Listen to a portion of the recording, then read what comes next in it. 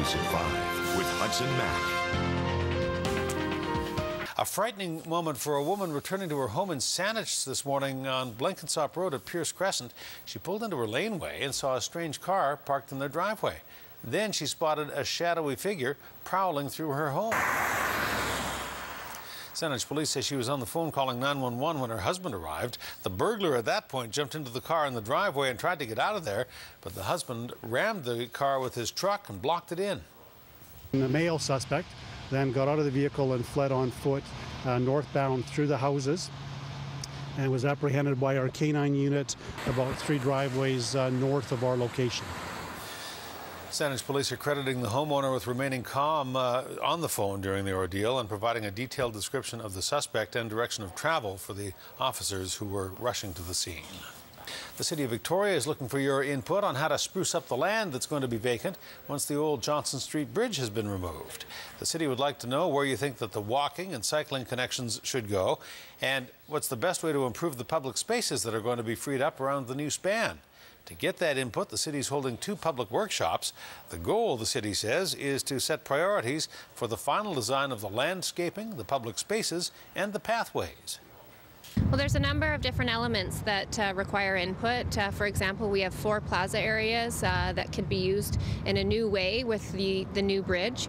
As well, I think there are a number of cyclists and pedestrians within the city that use the Johnson Street Bridge to commute into the downtown that have a lot of thoughts around the connectivity and the connections between trailheads and pathways. We'd like to hear from them about that. And in addition, landscaping is an important finishing element of this project as the gateway both to downtown and to the west. The city wants to hear from you. You can see the current plans online at johnsonstreetbridge.com.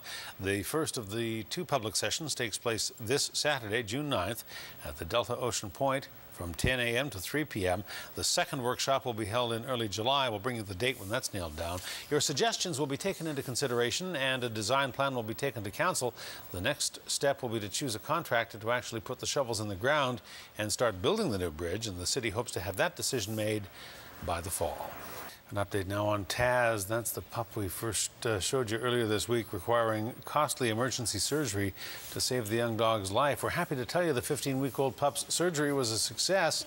Taz is now recovering, but he's not out of the woods yet. He's being closely monitored by SPCA staff. The little guy needed surgery to repair a liver shunt. It's going to take 6 to 12 weeks to know if the puppy is okay. The SPCA is still trying to cover the cost of the surgery and is eagerly accepting donations at the Victoria location. Politics now, and a new Angus Reid poll suggests that support for Premier Christy Clark is continuing to slide fast. Not only is her approval rating well behind that of opposition leader Adrian Dix, but Clark ranks second to last in popularity amongst all premiers across the country. Since March, the Premier's approval rating has taken a 3-point hit. Just 30% of those polled said they approve of Clark's performance. Adrian Dix, on the other hand, is going in the other direction. The opposition leader's 53% approval rating makes him the second most popular provincial opposition leader in the country. The Premier was in Vancouver today at the opening of a new Ronald McDonald House. She says she is not concerned about the numbers. Well, first, we are a year from an election. There's that. Second, I think that in recent months we've seen, that polls really aren't very meaningful, so it's probably not, I'm not sure what the point is in commenting on it. And third, it's an Angus Reid poll. So, anything else? Clark also had the 3rd highest disapproval rating among the premiers at 63%. Since December of last year, her approval ratings have dropped 10 points. That survey was taken during the month of May.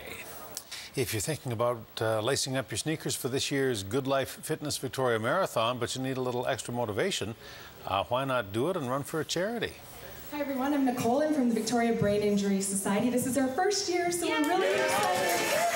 Former Olympians teamed up with local politicians today to launch this year's Charity Pledge program. Over the past 7 years, that campaign has grown to include 20 charities. The program gives people a chance to run or walk for a cause by collecting pledges as they gear up for October's marathon. And among the charities that will benefit is Santa's Anonymous. It's between 5 and maybe 5 to 10% are actually raising money out of all of the people that are going in the marathon. We want to raise that. We want to say to the participants that if you raise $10, $20, $100, that it's going to make a difference. Since 2006, the combined charities have raised nearly $800,000. The Good Life Victoria Marathon will be held Sunday, October 7th. Now to Nanaimo, where Woodgrove Centre is embarking on an ambitious new strategy to reduce its water consumption. Step one is a new rainwater harvesting system that's been installed on the roof of the shopping centre. That will allow Woodgrove to use rainwater for a variety of functions throughout the building and on the grounds. We're going to be collecting rainwater in a 9,000-litre cistern off a section of the roof at Woodgrove. And we'll be using that water for local shrub irrigation and running the car washing system that's part of the service at Woodgrove Centre. Also, on the inside of the building, we've just recently completed the conversion of 77 toilets to a low flush model. And we estimate that with the use by both the stores and the public here, we'll be saving over 4 million litres of water annually.